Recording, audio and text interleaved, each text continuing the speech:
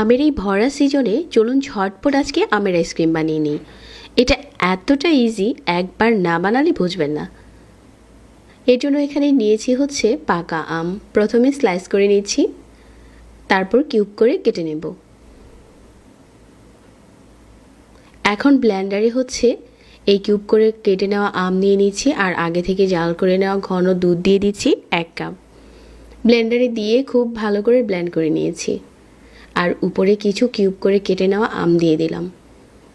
এখন এই বাটিটাকে উপরটাতে মুড়িয়ে 8 ঘন্টার মতো ডিপ ফ্রিজে রেখে দেব। 8 ঘন্টা পর আইসক্রিমের বাটিটা আমি খুলে নিয়েছি। আমের আইসক্রিমটা খুব ভালো করেই জমে গেছে। এখন আপনি চাইলে যে কোনোভাবে উঠিয়ে পরিবেশন করতে পারেন, এরকম গোল করেও উঠানো যাবে।